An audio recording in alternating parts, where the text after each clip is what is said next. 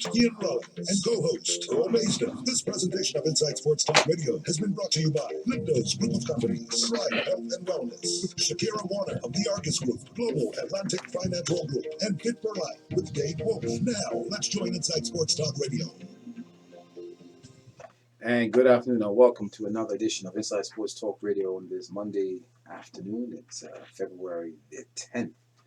Mercy, January was like 2 weeks ago, wasn't it? Yes, it was. Yes, it was. That's scary. You know what's next? Easter. Oh, yeah. Though it's April 10th, it's around the corner. It is knocking on the door. Yeah. Yeah. Well, good. I'm Ian Rollins, Stone Coast Earl Basin. Of course, Don Best at the controls. Good afternoon to you, gentlemen. Good afternoon. Good day. Oh. Yes. All is wonderful. All is wonderful. How was your weekend, sir? It was good. Yeah. It's not chippy. No complaints. No complaints. Okay. Lovely weather we had on Saturday. I like that. Me and the Docs. We Well, Saturday. on several occasions I thought about leaving home just to get out, but each time the weather said otherwise. Yeah, which, in the end I agree with it. Okay. So it was Smart more of a relaxing day than anything else on Saturday. Okay. Yeah. Well deserved. Yeah. So let our listeners know that our lineup for today will feature Shakira Warner of the Argus Insurance. What's going to be interesting, Argus, comes on at 1:15. Yes. But we're going to bring them on at 12:15 today due to their Okay. schedule. We're going to start with them at 12:15 today. They're a sponsor, so we have Okay. to listen. Adhere to the sponsors. Sure. How that goes. Sure. We have Cal Bacondale joining us in the studio at 12:35, and then at 1:15 we've got Dave Wolf with Fit for Life with Dave Wolf at 12:15, Okay. and at 1:35 we have members of the Crifter team. Okay. Representatives be giving us update on how things are for Crifter games here in Bermuda 2020. As you know, that's going to happen April 10th, 11th, 12th, and 13th here at the National Sports Center. Mm-hmm. So they're in the studio as well. Oh, the phone line is open with. But but I did have a great weekend, a relaxing weekend. And also, I feel like I owe you guys a happy new year because this is the first time that I've spoken to you guys on air in 2020. So true. Happy New Year to you too. Happy New Year to you. All right, on February 10th. February 10th. Not to worry. It actually feels like January 3rd. Don't worry about it. It's going by so fast. Yeah, you're right. You're absolutely Yeah. correct. So in terms of today's topic, as we know, February is Heart Health Month. So just thought we would kick it off by just discussing a couple of unexpected things you can do for your heart health. So this is especially important because in Bermuda, heart disease is the leading cause of death. And this isn't just typical in Bermuda, but it's also for most developed countries, so the U.S., Canada, UK, etc. And when we talk about heart health, we mostly talk about diet and we talk about exercise and being consistent about the two. But there are unexpected that we can do to protect our heart health. Sorry, you had dropped out there, so we didn't hear the last 5 seconds of that. You heard heart health. That's all we heard. Like that. Can you just repeat the last few words? Sure. So, in Bermuda, heart disease is a leading cause of death. And that's not just typical of Bermuda, but also other developed countries, so the U.S., UK, Canada, etc. So that's why this particular topic is really important for Bermuda.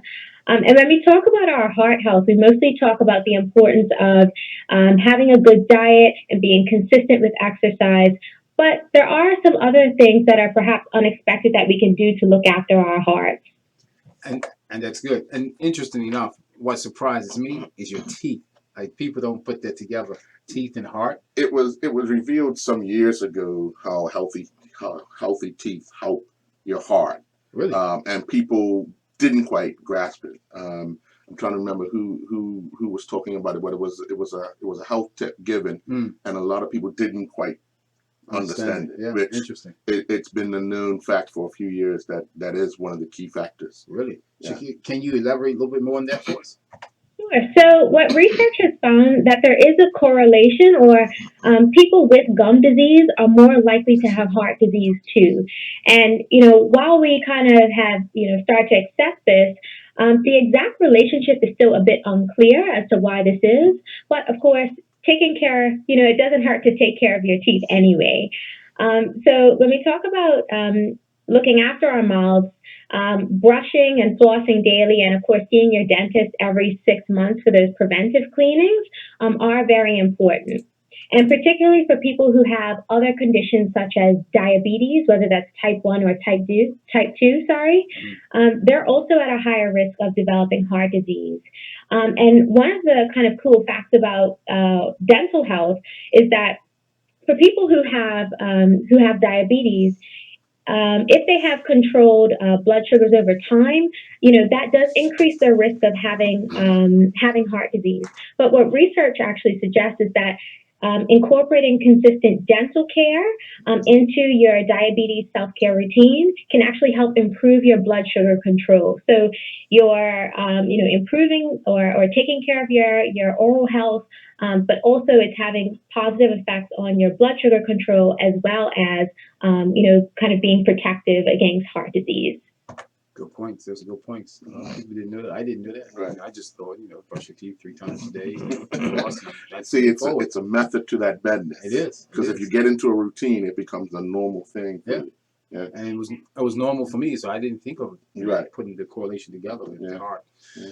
Also, quality sleep is important. As we know, sleep is important for every aspect of our lives. Can you just elaborate on that as well?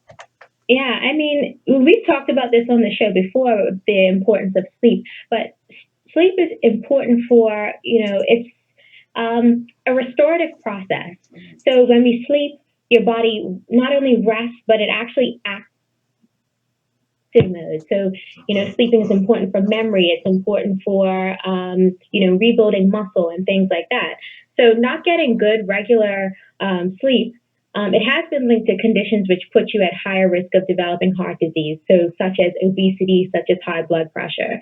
And, at all of our points, or in all of our lives at some point, we can experience times where, we have a little bit of getting to sleep, and that's just with regard to maybe we're stressed or maybe we're jet lagged, so we our quality of sleep does get impacted at some points in time. But with that being said, there are things that you can do to help improve your sleep environment. So, and we've talked about this before, the whole concept of sleep hygiene. So making sure that you limit your daytime naps, avoiding caffeine, sugary foods, or nicotine close to bedtime. Also, exercising regularly can help help with your quality of sleep. But of course, avoiding strenuous exercise kind of time. And then also making sure that your bedroom really is your sanctuary. So making it comfortable for you. When we talk about good sleep, we do recognize that people who work irregular hours or shift work may have special challenges with this. It's important for people who work on shifts to adapt their schedule and adapt their routine to ensure that they are getting good quality rest, because they aren't usually getting it in the time where everyone else is sleeping, which is at night. And those are some valid points you discussed about sleeping. Sleeping is so important.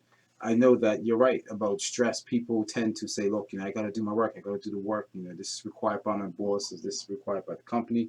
And they're putting in maybe 12, 13 hours a day. And then when they get home, they're still up because they're wide awake to deal with work or whatever they're doing. And then next minute, they're only averaging maybe 4.5 hours sleep. Right. I know that people that sometimes work mornings and make 6, make 5 in the morning, they're up like 1 o'clock. They say they can't sleep. Right. Maybe because they're going to bed too early. Maybe it's best that they go like maybe 10 o'clock, 11 o'clock as opposed to 7 o'clock. Right. Well, she did mention about shift workers, and especially people that change shift. Oh, that's hard. When do you go to sleep? Because how long are you up before your next shift? So people that work, let's say, the emergency services, if you're working 4 to midnight, and then you work 4 days, and then 2 days later you're working midnight to 8. That's hard. At what time do you go to bed? What time do you, that your type of stuff? Your cycle goes off. And it does take some extra effort on those individuals' part, but of course, as we're talking about emergency or first responder services, for them to be rested and, alert, that is extremely important. So again, taking that extra effort to just although it's challenging, figure out what works for them. And then, of course, the time or the time where, they do have to sleep, just kind of creating that relaxing routine that allows them to have restful, good quality sleep. Okay. Okay, Shakira, just want you to stand by. We're going to take a commercial break. Obviously, we got to pay the bills here. So you stand by. When we come back, we'll talk. We have one more question for you regarding this topic here. We'll be taking a commercial break and be back after this.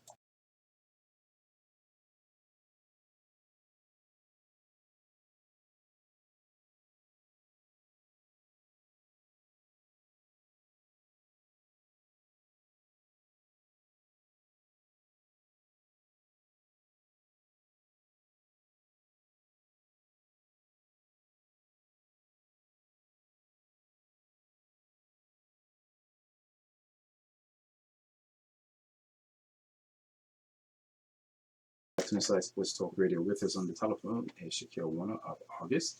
We're talking obviously about the stresses of importance of heart, improving our heart, and we talked about your teeth, your gums play a vital role. Also sleep. The common one: standing, walking. We tend to sit in chairs, in an office chair, maybe for an hour, maybe 2 hours, sometimes 3 hours, and don't move unless we have to use the bathroom. Right.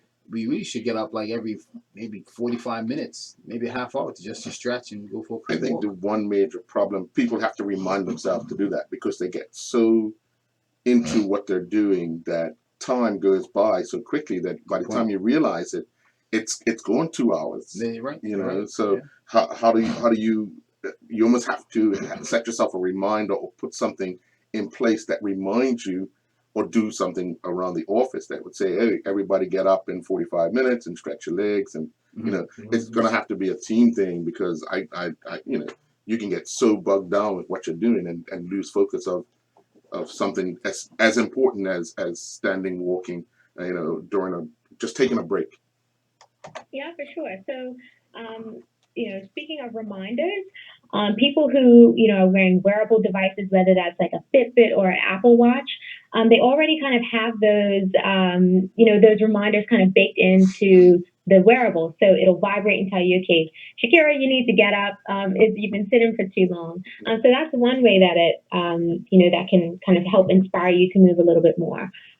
Also, recognizing that, if you are, for example, driving or your job is related to driving or you're, sitting at a desk or even at a cash register or in the radio booth, you may not be able to kind of get up and move around, or you're very scheduled as to when you can do that. So really it's about capitalizing on the time that you do have to do so.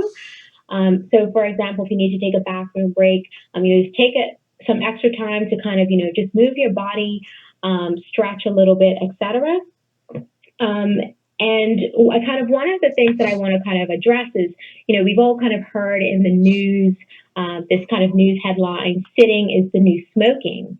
And it isn't necessarily true, but this is more of kind of like an attractive news headline, not necessarily the truth. But, we know that being an active non-smoker is still your best bet for your heart health. Also, another thing, people tend to say, okay, I'm going to the gym, exercise fairly often, but that doesn't mean you shouldn't be conscious of how much you're sitting during the day. So you should still be conscious of how long you sit during the day and try to take standing up or walking breaks during the day. You're right. You're absolutely correct about that.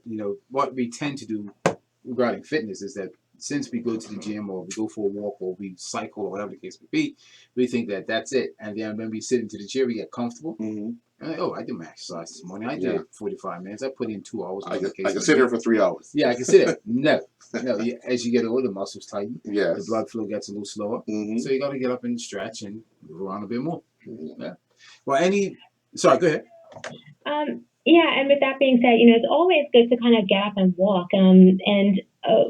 Obviously, walking is great for, your heart health, but it's also good for your mental health and your creativity. So if you're kind of stuck on a problem or you're trying to solve something, just perhaps take a walk around the block or kind of walk up and down the hallway and then kind of see if you can approach, the issue or the problem that you're trying to solve. You might have a different outlook on it. Okay. Well, thank you very much, ma'am. And of course, we always look forward to having you on Inside Sports Talk Radio. You've got some very good points. I know you got the big event coming up in a couple of months' time, meaning the annual marathon derby, and I know you'll be a part of that. I know last time we talked, she said she was considering running.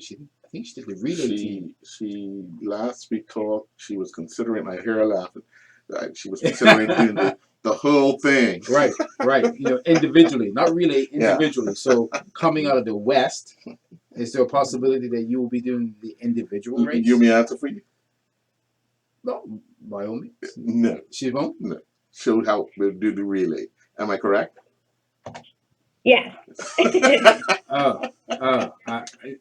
a St. George's thing. I got it.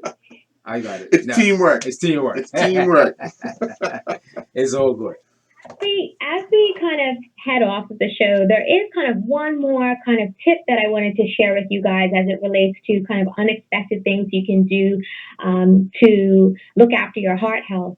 And of course, this week is Valentine's Day week, and I know that some people in the room are kind of rolling their eyes, but no one yet. All I can say is, just show love.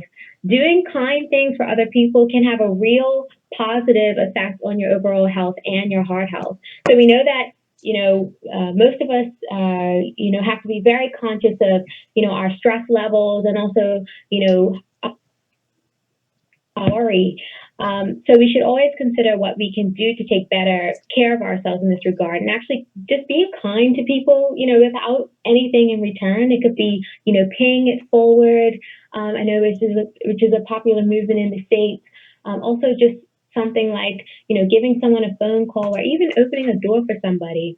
Being kind to someone is really good for your heart physically and emotionally. So doing kind things for others makes us feel good about ourselves. It also reduces stress and also can make our general outlook more positive. So that's just a little Valentine's Day nugget I want to leave with you guys, to just, be kind to yourself and others, and, that can, help with your heart health as well.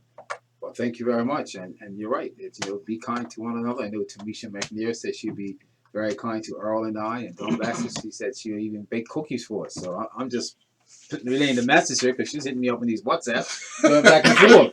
Oh, you know what I'm saying? So I'm just something to look forward to? Yeah, some cookies, some oatmeal cookies, right, Tamisha? And she says she wants to get to the gym. She wants to get up, start training again, and she's even considering doing May 24th. I'm just letting you know. One thing, doing it at the water stop. That would be my part. One thing at a time. Let's get the cookies first. And then we can work on encouraging her to do at least one leg of the marathon, half marathon, and then she gets to do her water stop after that. There you go. Promise to do it with me, then we'll do it together. How about that? Team effort. Yeah. We're there every year. Oh yeah, I'll be there too. You want pom-poms? I'll give you the pom-poms and all. Cheerleading. Thank you very much. Great to be back and looking forward to our future segments, Thrive segments. Not a problem. Thank you. Enjoy the rest of your day.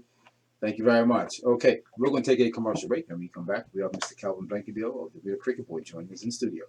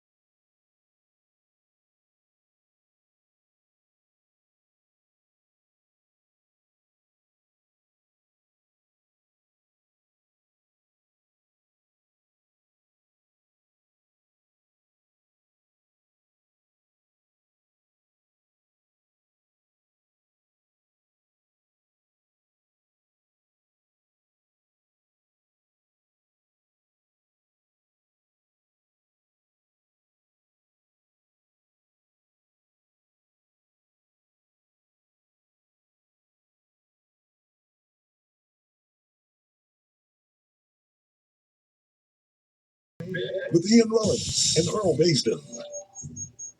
And welcome back to Inside Sports Talk Radio. Joining us in the studio right now is Mr. Calvin Blankenhill, you're the cricket boy. Good afternoon to you, sir. Good afternoon, gentlemen. All is well. All is well. Welcome back. Thank you. Let's give us an update on what's happening in the off season as we head into the new season of 2020 for cricket. Yeah, it's a lot happening in this off season as we prepare for 2020. Very hectic schedules coming on board. Right now, we're in the midst of making sure that our clubs are going to be ready to play and working on the league schedule.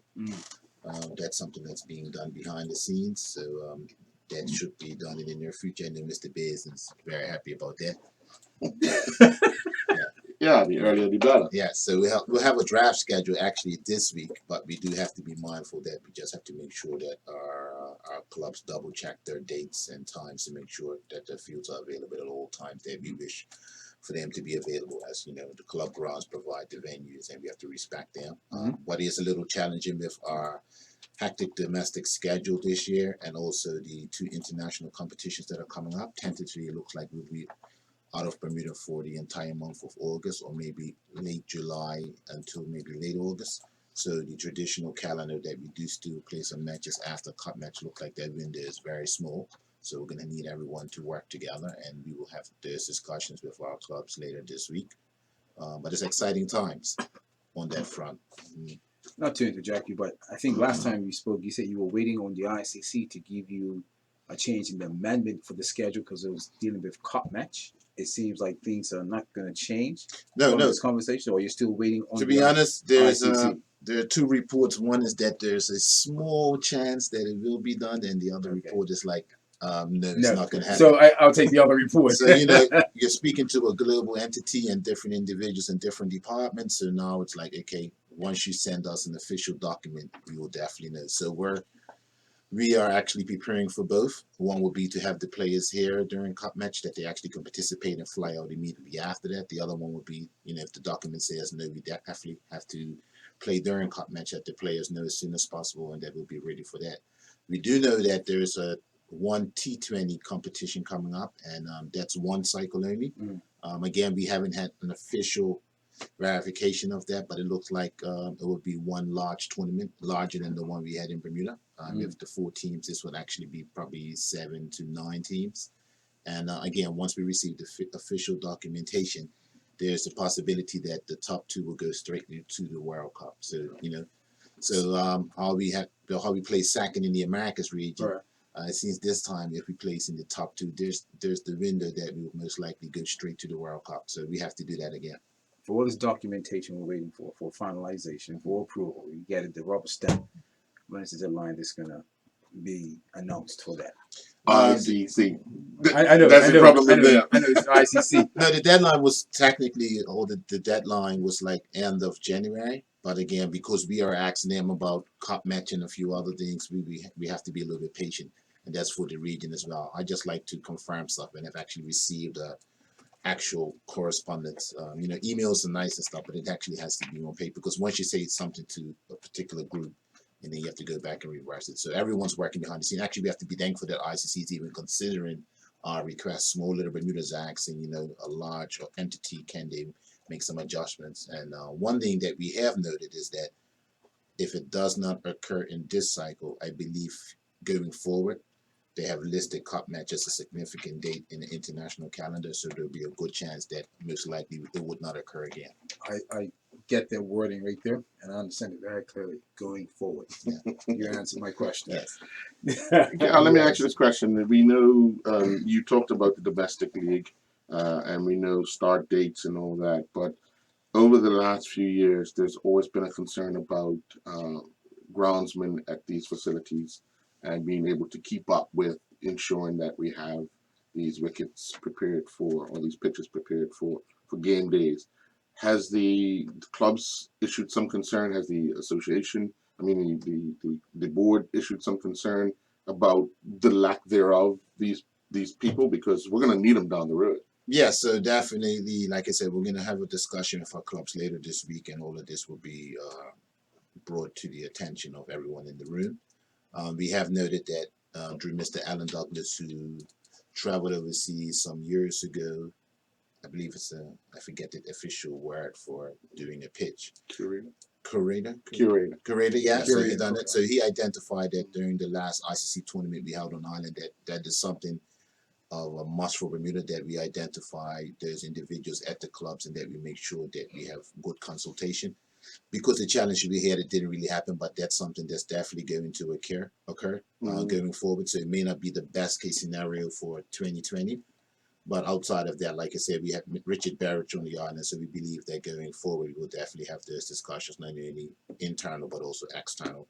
So, we had a little volcanic eruptions, but the dust and the ashes have blown away, and everyone is now coming to the table say, hey, we need to work together. We need to work together. So, being the hub of communications, that's something that we're working on. So again, we have a draft schedule being drafted, but we have to have some final discussions with clubs to make sure that the dates that we have identified that works with them. But at least if we give a schedule, people can look and say, this works for me, that doesn't work for me, and then we can get it out to the media. And we need it as well because our local players are going to be tasked with not only being ready for international competition, those players that are going to be in a high performance pool, but also going to be representing their clubs, because club structure is very significant. If you go to clubs, you don't have a national team. Most of our players are on island, so we definitely need for them and the clubs to be in good standing.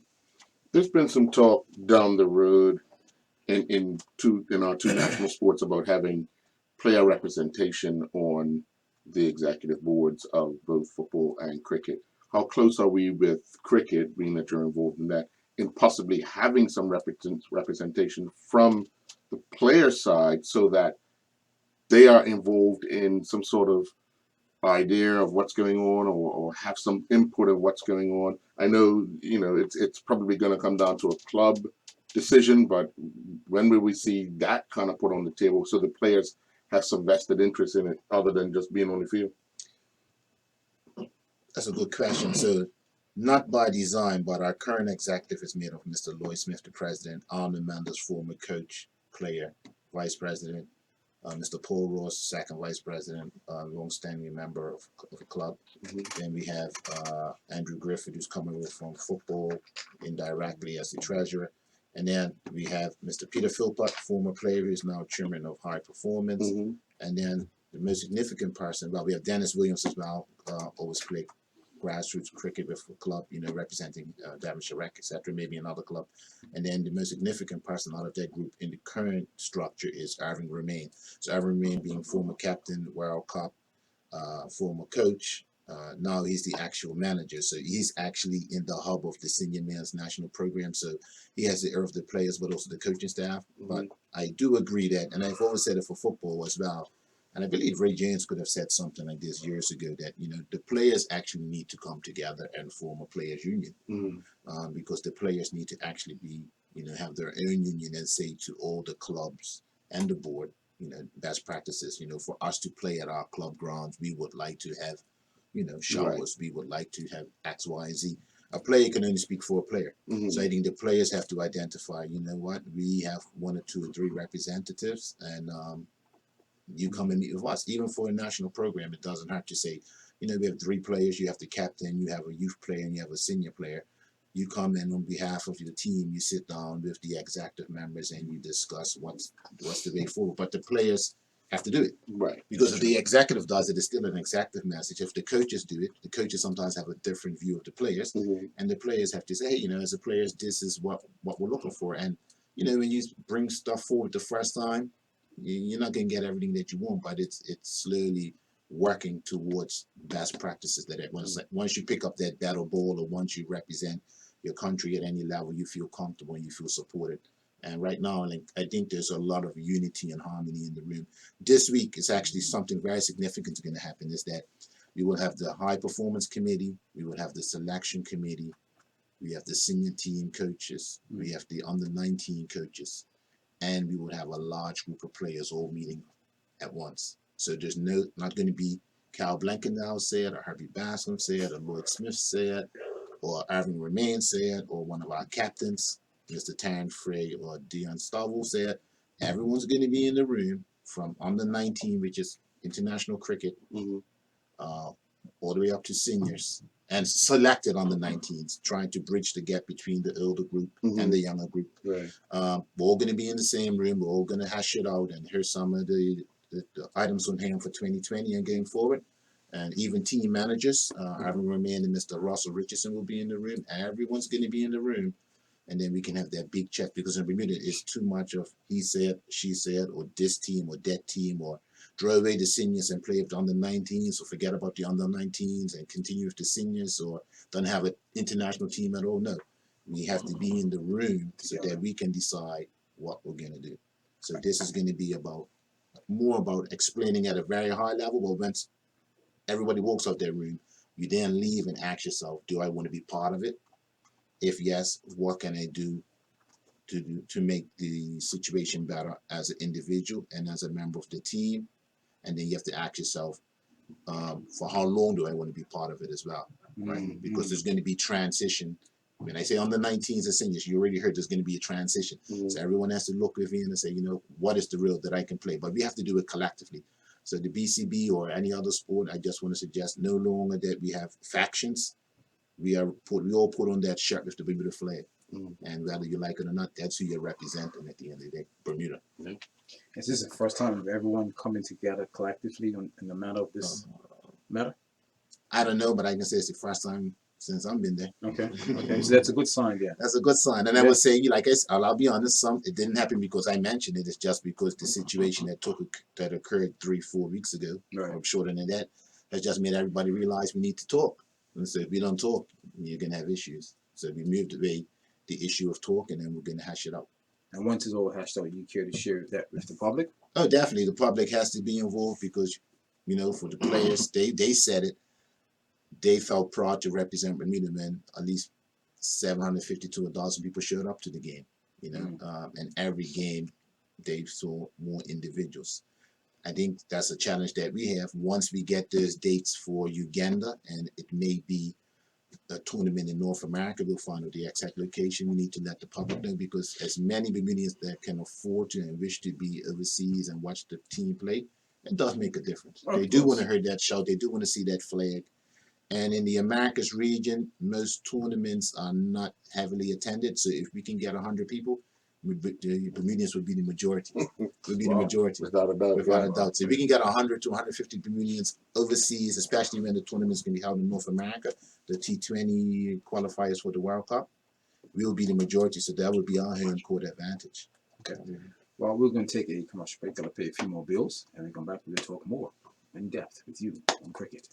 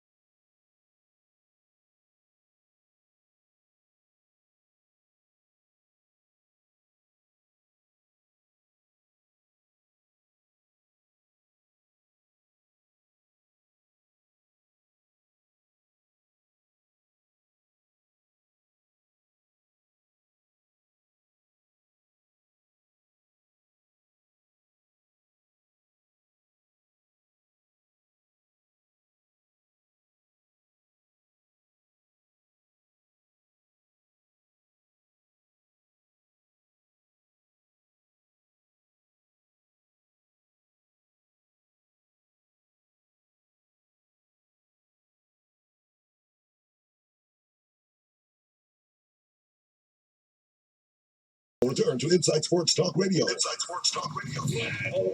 With Ian Rollins and Earl Maysden. And welcome back to Inside Sports Talk Radio. Cal, there's some exciting or interesting news happening this coming Thursday for the Bermuda Cricket Board. Care to share with us? Yes, during our most recent AGM, we filled, I believe, 6 positions or 7, and 2 remain vacant. And we were mandated by the clubs to report back to them by February the 15th. I don't know why they chose the day after Valentine's Day. I guess a lot of love. But that was the date to report back by the clubs on any persons who may be interested in serving or making sure we fill those posts so that we have a full board. And we are pleased to know that before Valentine's Day, will be Thursday the 13th, we'll be actually convening at Workmen's Club at 6 p.m. and the board and the member clubs will be able to select individuals who have put their name forward or who will put their name forward for the secretary position. It's very significant, making sure we have due diligence and good governance and communication. And of course, the assistant secretary and treasurer who assist both the treasurer and the secretary in their absence. And I think they will be very important for communicating with the clubs. Two important roles, actually. Two important roles. And again, we're meeting the mandate by the clubs and transparent. And whoever wishes to be part of that, they can come. And there are 1 or 2 persons that have put their name forward. But out of respect, we just want to make sure that they have an opportunity to speak to the clubs first to say why they're interested. And the clubs can ask some questions before we present it to the wider public. Sometimes people get a little bit anxious once they get told by the media before they leave and come on board. Understood. Getting back to you had talked about earlier, you're drafting a league schedule, a schedule of cricket for this year for 2020. There's always been times in the past where you put dates in place where grounds were unavailable due to football or various other sporting events. Is that going to be a challenge again for you this year? It'll be a challenge. I mean, so many sporting events, we've already received some correspondence from a club that they're not going to be available, but it's better to receive it up front. And then we make those adjustments. And again, even though we have the league schedule and the clubs at the grounds, there's going to be probably negotiations on 1 or 2 spots, and there's going to be a date, maybe a non-traditional date or untraditional date or time that we're going to play. But if you want to have a full complement of matches and competitions with the international competitions as well, it's all about everyone being in the room. And you may be uncomfortable for one match or at one location, but that's how it is. Not every club has the ground, so there's going to have to be some unusual arrangements being made in the best interest of cricket. How much of the factor of not having St. John's available for the upcoming season filters into this schedule? Because I think 2 teams were using St. John's last year, wasn't it? Or I believe 2 teams were using it, but again, as the general public may not know, St. John's is going to be resurfaced through a partnership with Gorham's and Bermuda government. Thank you to those 2 organizations, or the government of Bermuda and Gorham's. And then at that time, waiting on some legal paperwork to get started. We know Gorham's is ready to go as a private entity. The sooner the better. And once that's done, then St. John's Field will be offline. But at the moment, again, we're taking into consideration if it comes by a certain date, then we would look to play elsewhere. If it doesn't come by a certain date, then we would definitely play at home. But I think as we're getting closer to the date of the league fixtures, I believe that we may be able to hold off and probably complete the matches this season. But again, that's all based on when the legal paperwork comes in. So right now, I think we would have a best case scenario that we will play as many games at home as possible, since it's already February. The league football is going to go into March, so we can get a few games in. But who knows? It's a win-win. We either play at home or we get a new field and a new building. So, you see, I'm smiling. Yeah. I was just gonna say, you're smiling in more ways than one, because you get new facility, new field. You've had 2 matches already this season in football postponed because of inclement weather days before, if not the day before. So this worked. And when I say we, I have to mean, of course, selfish as a resident of Pembroke Glass and a former player, not in cricket but in football, former executive. But when I say we, it's Bermuda. We get a field that hopefully will be used more without cancellations in both sports, and hopefully other clubs that do not have a field can also have access to it, so that Bermuda's sporting fixtures can continue and that be done over years one or two other locations because it doesn't bode well for them. Sometimes the funds is good, but then when you go look at your infrastructure, then you're over capacity. So is it going to be a new nickname for your club this time? Because I remember growing up, there was the barn, there was the White House, there was the shack. This is going to be 4 funds. What are we going to name this one? I know our new president, Mr. DeVarbos, he has some names that he throws out there.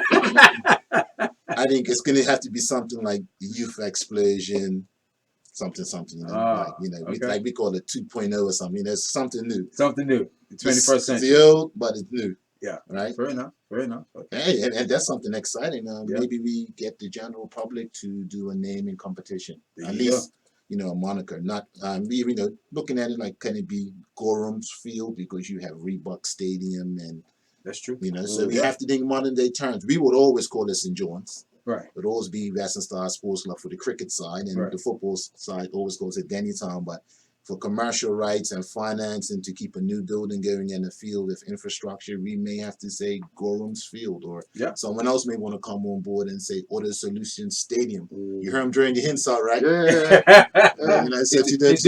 He's doing his marketing. It was a trade in baseball yesterday. He's gotten involved too. It's turning on a lot of pictures. Yeah, it's a good one.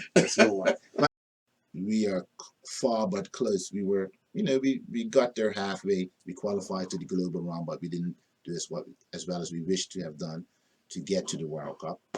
But coming back again this time, if the memo is, authorized by ICC, one round, 7 to 9 teams, we can do it. You can't take any team for granted, but historically, Canada, USA, Bermuda came in. There's always an outsider, depending if Suriname or Guyana or someone is in that group. But how many passports do we have to give up? Yeah, there you go. we should be not comfortable. We should be seriously saying, you know what, we can try our best and we can be close. I mean, we did it on home soil, and we know who the players are going to be in the room. And if you're a player in Bermuda, it's an exciting time. It's probably even more exciting than the last time because now you know that if the wording is correct, by placing first or second, you'll be in the 2021 World Cup T20. There you go. Well, thank you very much for your time because it's just before 1 o'clock, about 45 seconds. We've got news. Got to pay the news on. Thank you very much. And again, I will encourage any of the other executive members to come on board. They are doing their due diligence and having internal discussions before they come and report as the chair of their committees.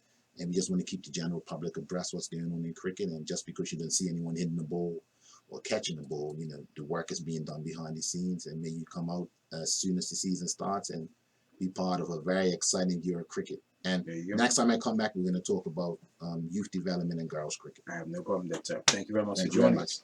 We'll be back after the news, sports news and weather.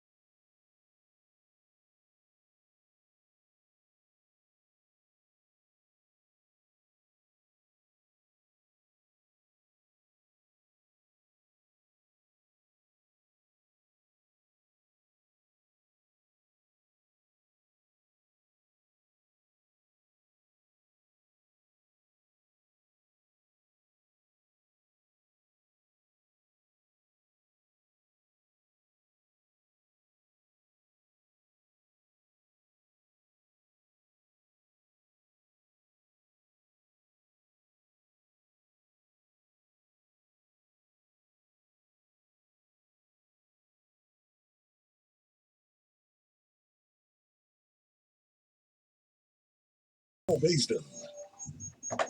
And welcome back to Inside Sports Talk Radio. It's 10 minutes past 1 o'clock on this lovely Monday afternoon. All right, I know it's February now, but what's happening in the local front for sports from this past weekend? Well, things are heating up in football. We had a national record broken in indoor track. Oh, nice. We had plenty of action. Regarding, let's go with the record first. Regarding the record. Yeah, track, the women's 3,000 meter indoor record. Isabella Dutronaut competing for Wake Forest ran a 9:50 something, 9:58. But the record was 9:52. So she took 2 seconds off the record that was held. That was set back in 2014 by Ashley Berry, I believe. So that was completed this weekend. The previous record was 9:58. 9:52. 9:52. And she done it in 9:50. Okay. Yeah. Wow. Yeah. Wow. So that was her goal, to break the indoor record in 3,000 meters this year, and she's done that indoor. And looking forward to a great outdoor season coming up very shortly. I think they go to outdoor come middle March. I think they're having the NCAA all divisions. That's Division One, Wake Forest. Yeah. It's interesting in track and field back in the late 70s. I think that's when indoor track started to make a name for itself. Yeah. And it's definitely taking the athletes to a new level, because many years obviously you have to wait for the weather conditions to improve and things that sort of your training has come to play and so forth. But having indoor track for track and field athletes goes well. The one thing that a lot of the athletes look for, or coaches look for, is whether it's going to be a bank track or a flat track. Right. Because a lot of people don't like running on a bank track because you're running sideways. Especially if you got the outside lane. Right. Which puts a little more strain on your body because you're still trying to be upright. Yeah. It's a little more difficult. But those flat ones, I think people get a good chance of doing what they want to do, because basically there's no headwind. There's all just it's all you. Yeah. That's for the football side. A lot of girls scored this weekend. 37 and 9 or 8. 37 and 7. 37 and 7. 7 games. 7 games. 4 premier, 4 37 and 8. Okay. We had a Premier Division match not played as we indicated with Cal. Yeah. League leaders North Village had their game postponed against Dendytown Hornets over at St. John's Field due to all the weather on Saturday. The pitch was unplayable on Sunday. But 9 goals up at PHC. PHC beat Boulevard 7-2. It was 8 goals at White Hill on Saturday. Reunion for it, not to interrupt. Boulevard, there's been like last couple of years just been surviving. Yeah. Has the time caught up to them now? I think yesterday was the day that they would have to realize that they will be playing First Division football. Yeah. Come next season. I think they've left too much work for themselves to do to stay up right now. And what position they're in now? They're in 10th place. They're in the last place. They've won 1 game. They've got a draw. But I think they've left themselves far too many points to try and catch up anybody. Well, they have to catch 2 teams. And right now, I believe the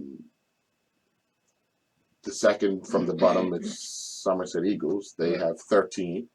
Southampton Rangers won yesterday, so they have 16. Somerset drew yesterday, so they, I believe, have 16 as well. So technically, 14. Boulevard can't catch those 2 teams, so they would realize that they will be playing. They've got 4 points.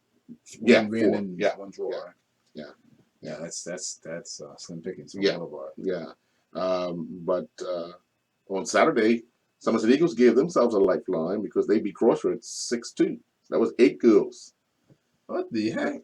7-2, 6-2. 6-2. You're right. And then it was a 6-goal thriller up at Somerset Cricket Club, where Robin Hood scored in the last minute to draw 3-3 with Somerset. That's his second time this year, right? For Yeah, Somerset, in well, yeah, Somerset. in Somerset. Who was the ref in Somerset game? I'm not gonna say it was Well, because it was the same person, but Anthony Francis. but Okay. hey, that's I mean, hey, the I'm referee just don't saying. score. No, he don't. He just controls the game. Yeah, Right? He controls the game. yeah, You know, that's gonna be interesting. yeah. Is he the as they'll put it this way in a nice term, is he the Carlisle Crockwell nemesis for Somerset now? I mean, I'm just putting it out there. yeah, kick your board on Lopes God and you wouldn't have a problem.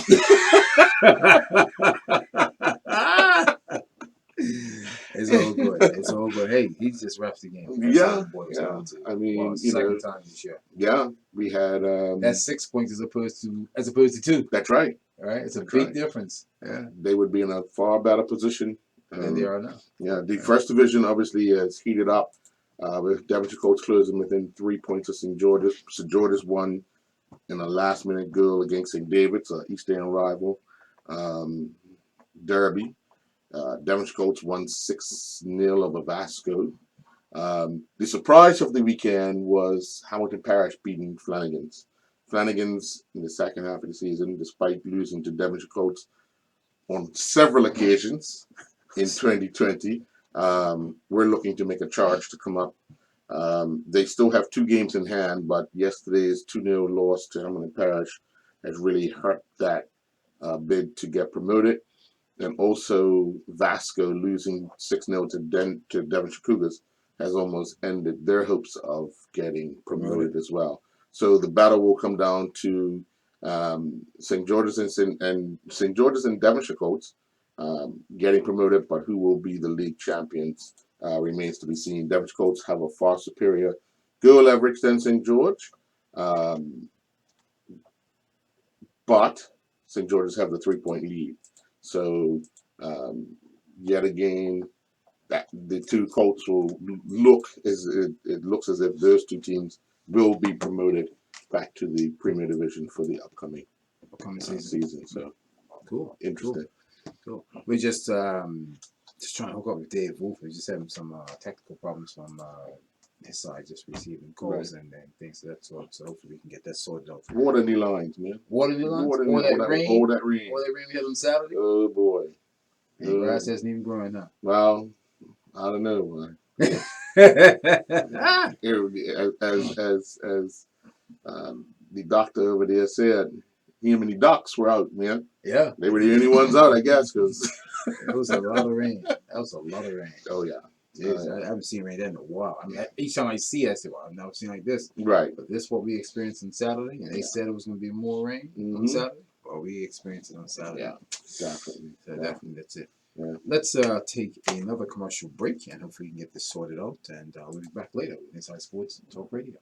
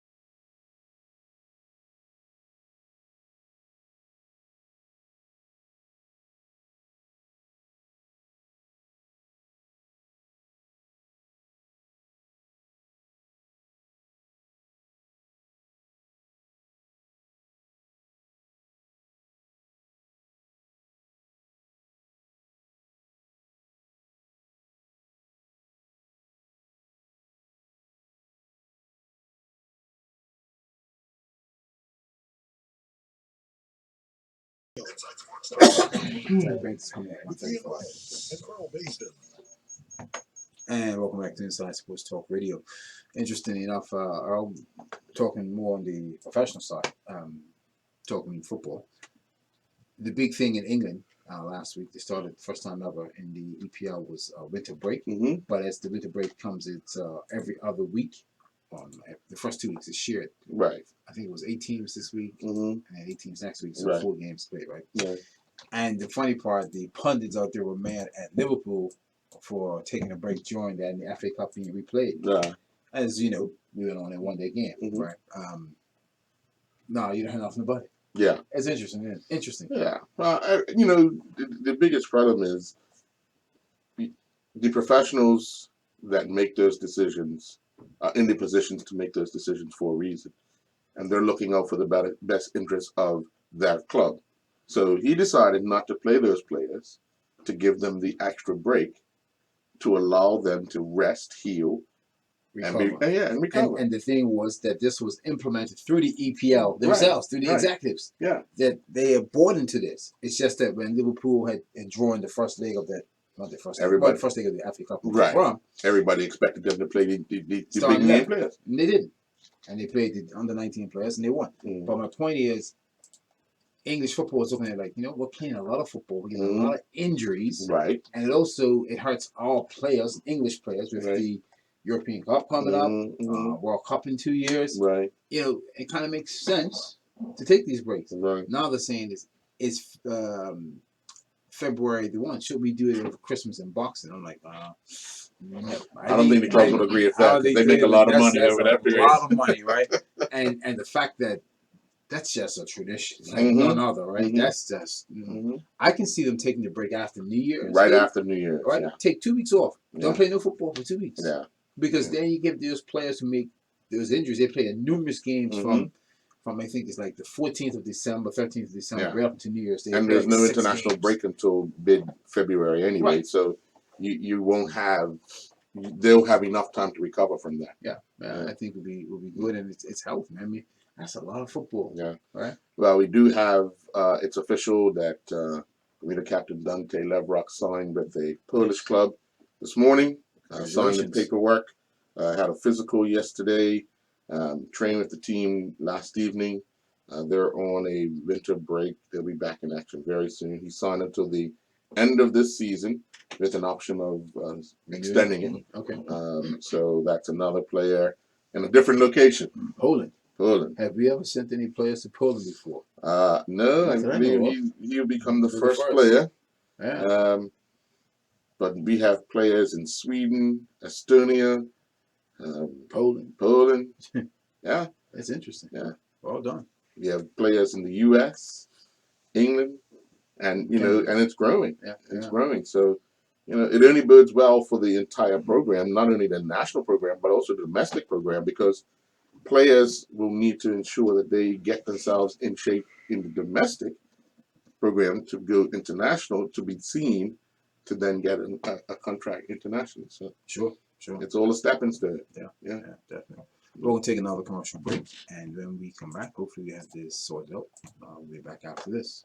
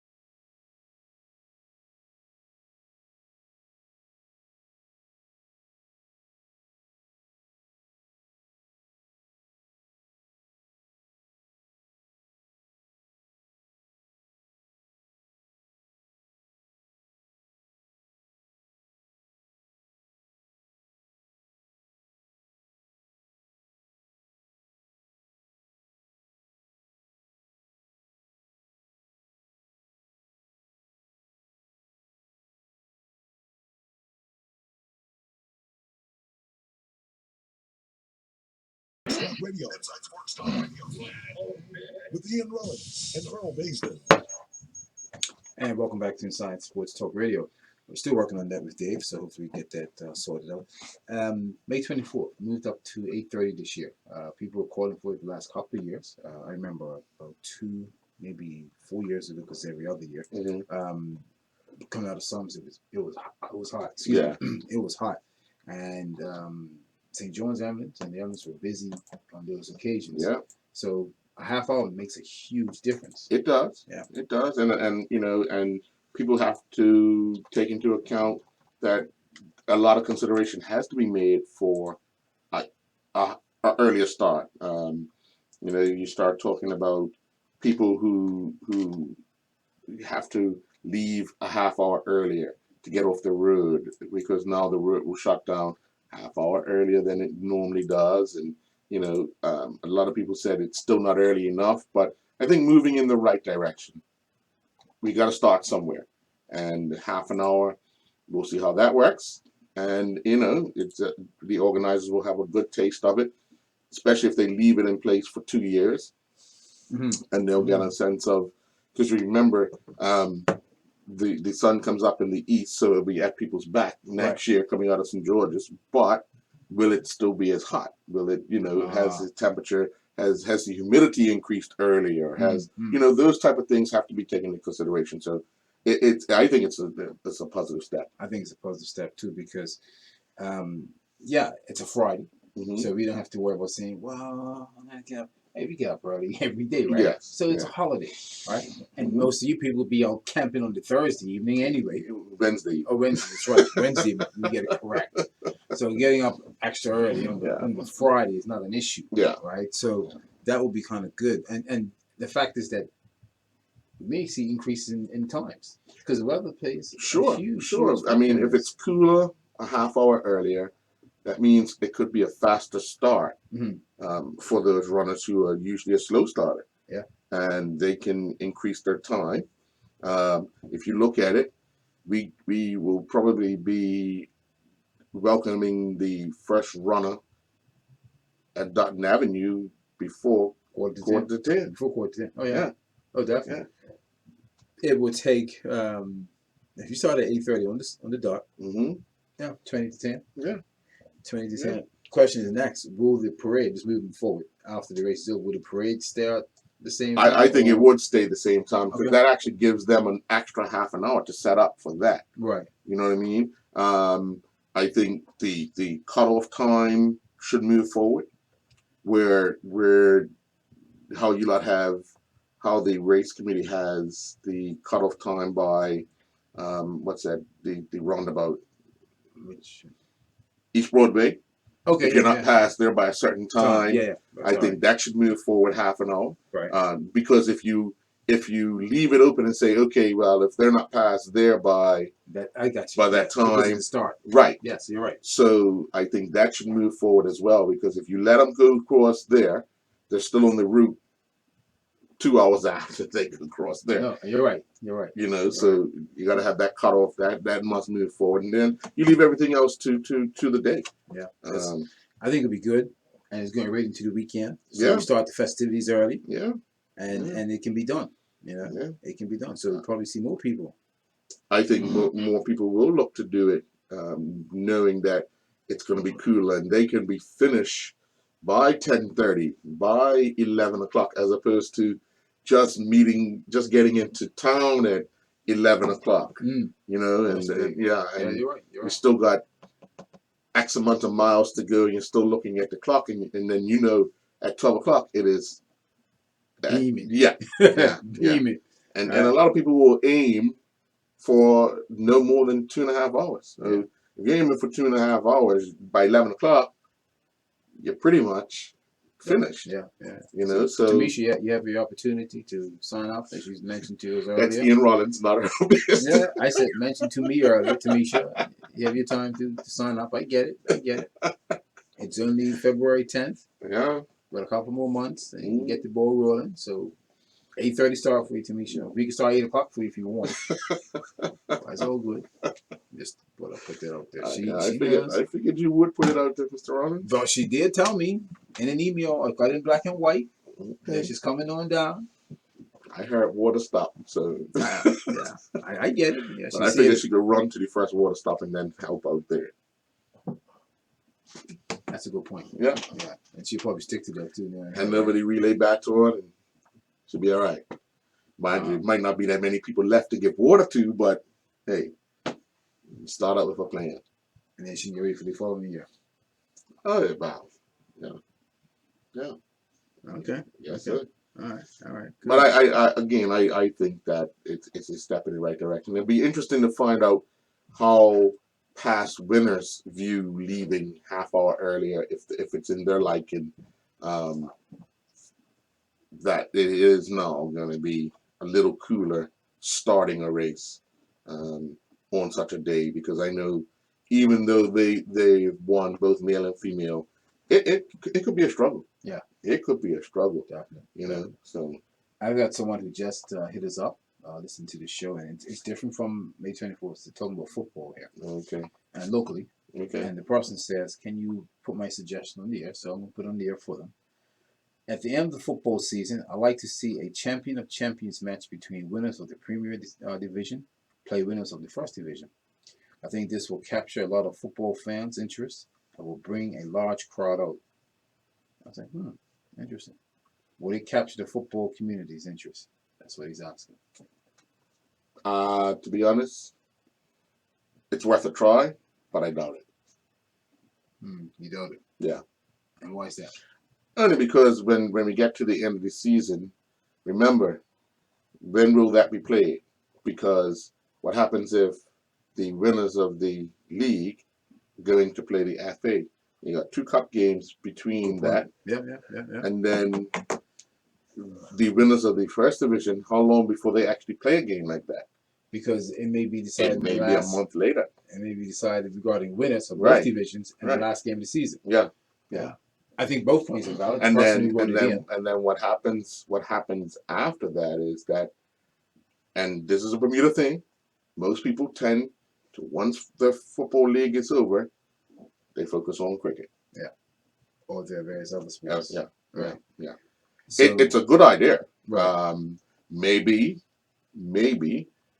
they could play that prior to the Charity Shield, only because it gives that First Division team that won the league an opportunity to get players in for the start of the new season. Right. As opposed to playing, because believe it or not, it's 2 different tempos in the divisions in Bermuda, and regardless how you look at it, the First Division is not as high intense as the Premier Division on a week in and week out basis. No. When you get to the FA Cup, it's a hit or miss. Right.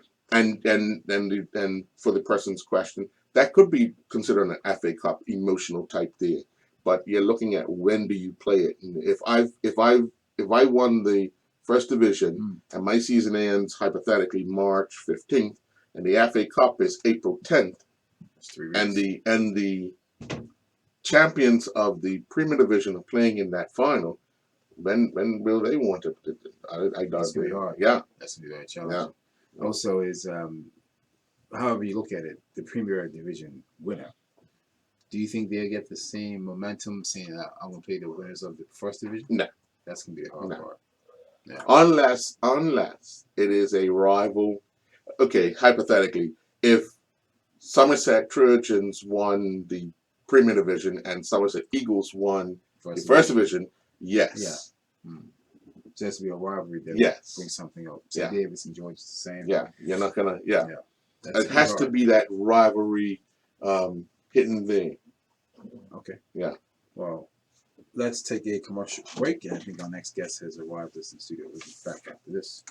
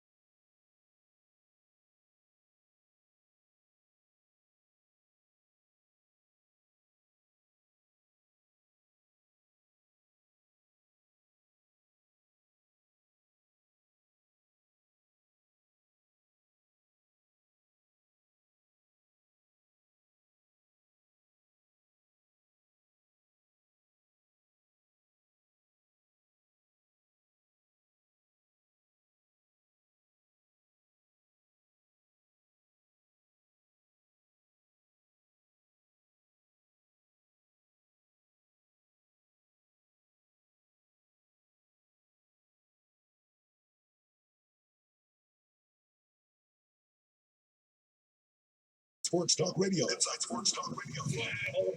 With Ian Rollins and Earl Maysden. And good afternoon and welcome back to Inside Sports Talk Radio on this Monday, February the 10th. Joining us in studio, we have members of the Bermuda National Athletic Association. We have one of the coaches and two athletes, Kizai and Kizay. Kisai and Kisay, along with Terry Lynn Painter. First of all, good afternoon. Good afternoon. Terry, you have had time with these young ladies in throwing. Getting back into the sport that gave you so much. How has that been challenging when you see youngsters just picking up and wanting to learn even more? Well, I've actually been coaching the throwers for about 7, almost 10 years now. So it's been a while. But what I find is that keeping them interested is a bit difficult because of all the other sports. But other than that, I'm getting them a little younger. So they tend to stay with me. And I kind of lowered the age group. So Kisei and Kisai started at like 12 when they were actually at Delwood. So I helped them for the CUT games. And then I just kept them, and they're coming along nicely. They're really young, but I'm hoping to see good things from them in the next year or two. Now, they used to play a lot of netball at a young age. but you kind of captured their imagination, getting them ready for the CUT games. And a lot of times it happens in reverse, where they'll start out in one sport and end up in another. But working with these two in particular, how has that been for you? Okay, it's a little challenging because, of course, they were very young. So keeping the attention sometimes can be a bit difficult. And because I'm used to working with older athletes, I have to remember at times that they're young and not to expect the same type of attention that you'll get from the more senior athletes. But in the last year, they definitely have matured and they're definitely getting a lot better. Well, for you two young ladies, it looks like when I watch you guys, you're having a lot of fun doing something that you really enjoy. What attracted you to throwing events in the sport of track and field? Well, it's really like the power I have behind it and how I feel when I throw. And like a lot of people don't really pay attention to like the drawers and stuff when they feel events. So when I do it, I want people to be like, oh, those are the twins, I know who they are. Right. You see them all the time, they're gonna make us part one day. So I'm like, if this is one thing I'm really good at, then I need people to see me and my sister. And they're both shy. No, they're not. No? Oh, they're playing shy. Yeah, they're playing shy. We wanted people to know, like, oh, isn't track and field is not always about just the runners. We want people to focus on the throwers as well, because sometimes it be the runners that they're focusing on, and they're like, oh, how do I put this in words? How much of an impact you guys are going to make in throwing? You come from a great coach who obviously did very well in her time, in her younger days. Now she's passing on the baton. So how much of an impact are you going to put in your sport, throwing, your events, that is?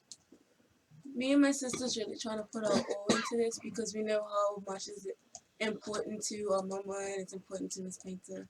And we just want to, and Bermuda, so we just want to like show how much we really, how much we are giving into Bermuda. Training wise, is it three times, 4 times a week as you lead up? It's almost like every day. It depends on your weather, right, or the coach's schedule, right, or if we can make it or not. But it's usually almost every day. Right. Now you both do shot put, javelin. Which one? I don't do javelin. You know, I was just gonna ask, which one do you prefer? Discus. You like the discus, and what do you like? I like shot put and javelin. I prefer to instill other than this. It's such a technique to javelin, something you've had to learn with Coach Painter over the years. Terry, can you explain a little bit about the technique used for javelin? Because although it is a power, it's also an art to it as well to ensure that you get a mark in throwing javelin, isn't it? Yeah, javelin's definitely, I would say, the more difficult to put together. Mm-hmm. But the throwing techniques all have their little quirks that you have to work on. And the thing is with javelin, Kisei gets a little frustrated at times because she doesn't understand it takes time.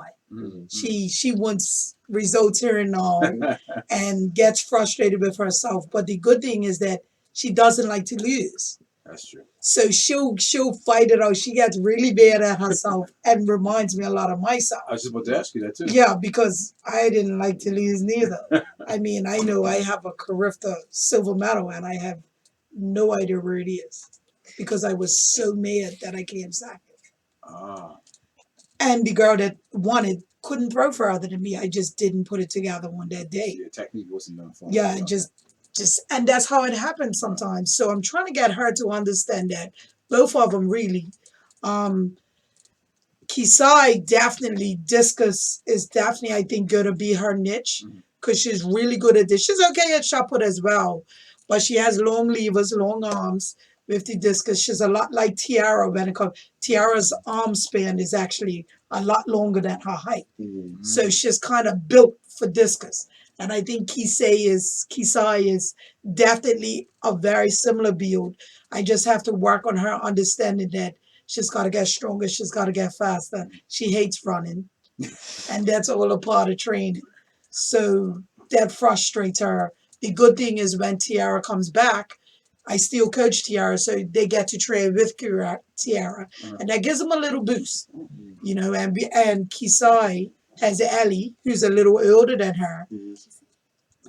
Sorry, Kisei has Ellie throwing the discus, who actually qualified for Carifta. Yeah. But she's actually abroad with her family. And she's a little older than Kisei, so she can kind of pull over her. But she doesn't even like to lose to Ellie.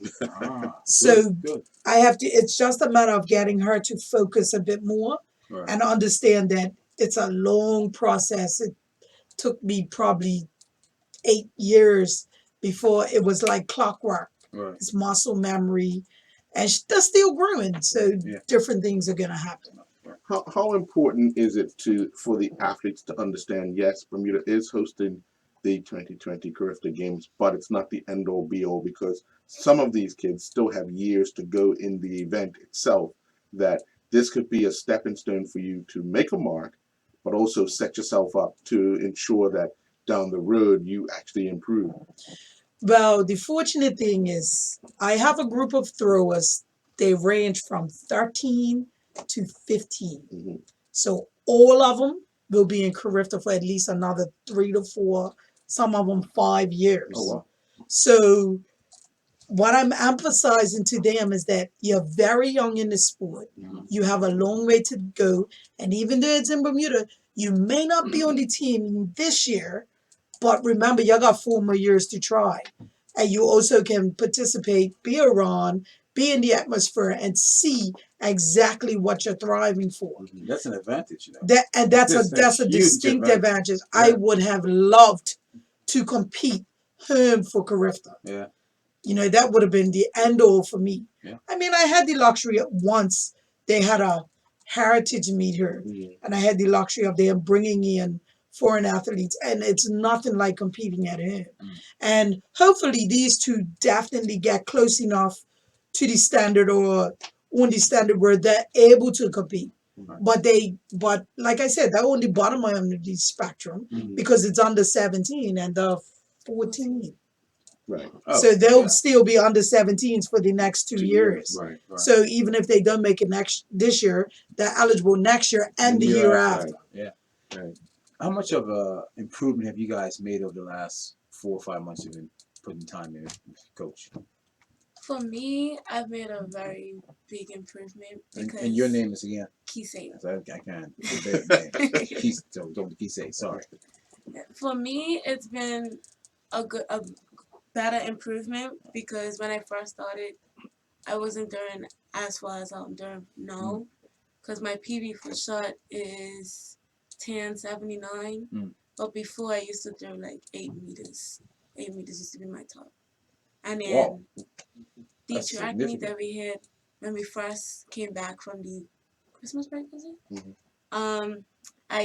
That's when I threw my PB, 10.79. So I'm almost there to the corrector qualifications. And what's the qualifying for Clifton? 11.35. Oh, you just inches away. Yeah. All right, so that means that you'll probably get it this year. You know that, right? All right, keep up the good work. How about you, man?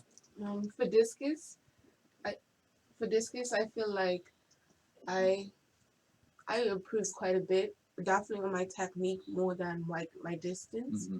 Because before I weren't really, like Miss Painter said, using my hips, and I'm not really using them now. But now I know it's what I have to do more to get where I need to go. And my problem like last year was like I kept on throwing it like out, so I went focused on where I was trying to throw it. So when I threw far, it always went out. So I was losing my opportunity of coming first or second or even beating a record. But I feel like I've actually improved very well. But sometimes it's like off me. And then other times I'm like my power game, like I'm amazed. Like that's how I feel. How much does track and field change you guys' lives? Track and field changed our lives a lot because we used to be in a lot of sports, but we put everything into track and field for our mama, mostly for our mama, because my mama wants us to get a good scholarship for school because like, school isn't very expensive. So my mama forces us to like do our trainings home as well. I was just gonna ask that. Yeah. That's good. Mom's helping you out. That's good. That's good. She's encouraging you, and she's also stressing the importance of education. Yeah, that's very important. And you guys have a great future ahead of you. You got 2 more years left in it, and like the coach says, you got an advantage to see what it's like. So when you go there next year, if you don't make it this year, you know. Coach, what's it been like for you as you're putting the time with these athletes? You've been around for a number of years, but what's it for the Twins here? The Twins are definitely a breath of fresh air at times. They definitely challenge me at times because the girls, so they come with different moods and attitudes. But I think now they understand that as tough as Coach could be, I do have compassion for him when the time's required, and I will protect him whenever I have to. So I think we have a much better relationship. They trust me a lot more, which goes a long way. When I ask them to do stuff, it's really no questions. And I have a really good group because I have a group of about 6 kids, and they're a really good group. So them all working together is a really good thing. And these two have a little competition between them. So them competing against each other helps a little bit as well. As she shouts from the start of the 100-meter track, and where these guys do their stuff is at the opposite end of the track. So Coach has that, she could tell what mood they're in, and they'll be able to tell what mood she's in when she arrives at the track. Ain't that right? Yeah. We all know it's like she's like, oh no, she's in a bad mood today. We're gonna have to watch what we say. Like it's not even right when she's like in the car, she pulls. What kind of mood she's in? What kind of mood she's in today? Maybe she's just a calm mood. We look at her feel, oh no, she's mad. She's mad. Guys, we gotta be calm, you know. They exaggerate. Even if it's true, you know what? It makes you a better athlete because you know what? Then you put in more hard work. Hard work yields rewards, and so when you put in that extra work for your coach, you're really helping yourself. But you know how to deal with people like that. But you know, Terry, I say that right. You're the same way all the time. So you're gonna shout from the 100-meter start right through to when you get there, kind of thing.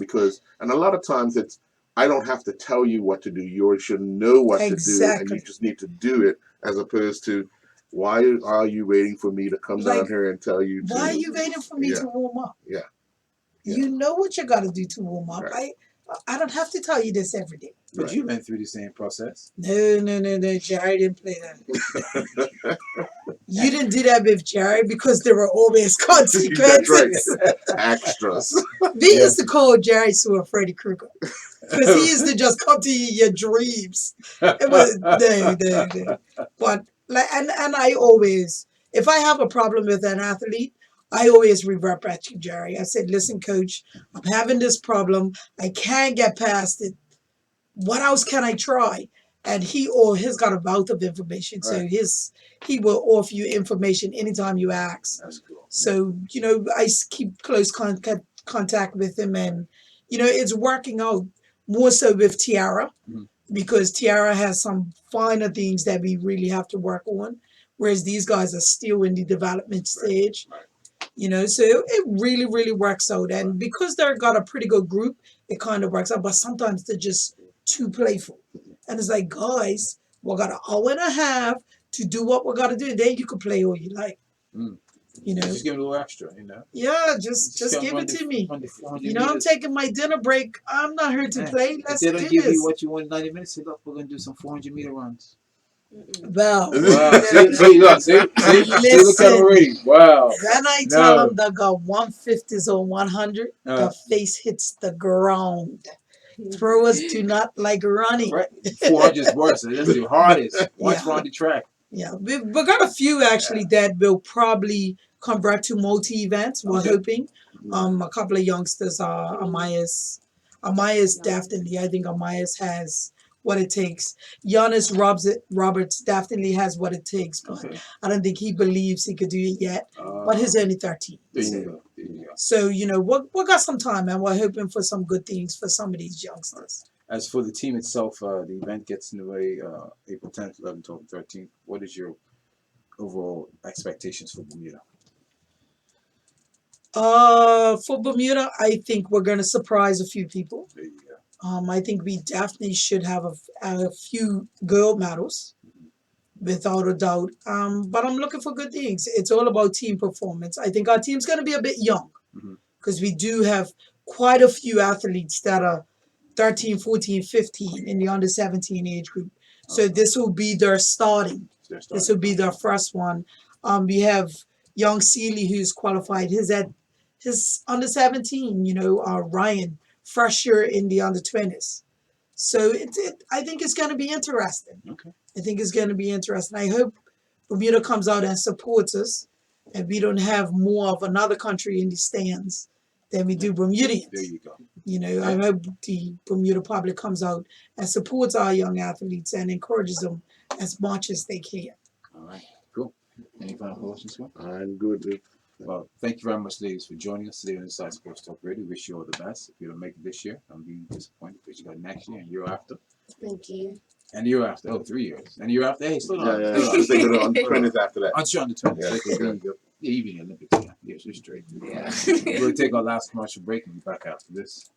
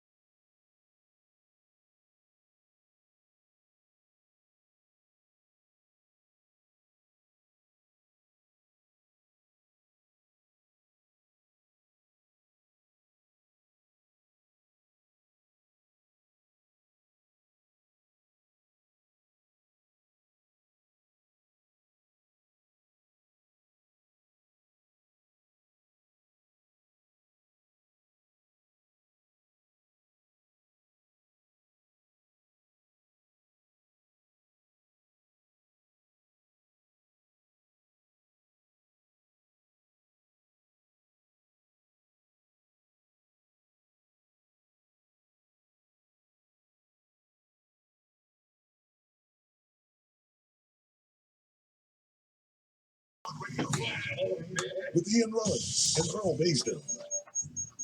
And welcome back to Inside Sports Talk Radio. Just want to thank our guests for joining us today. And of course, we'll make up for Mr. Dave Wolf for next week. Of course, he'll come on board. You know, he did something very exciting, which was last week, the launch of his meal plan. Meal plan, yeah. So I just wanted to discuss how that was going and how things are working out. Right, we got another week of it. Got another week of it. Yeah. He's always on top of things, Right. from health, nutrition to training and so forth.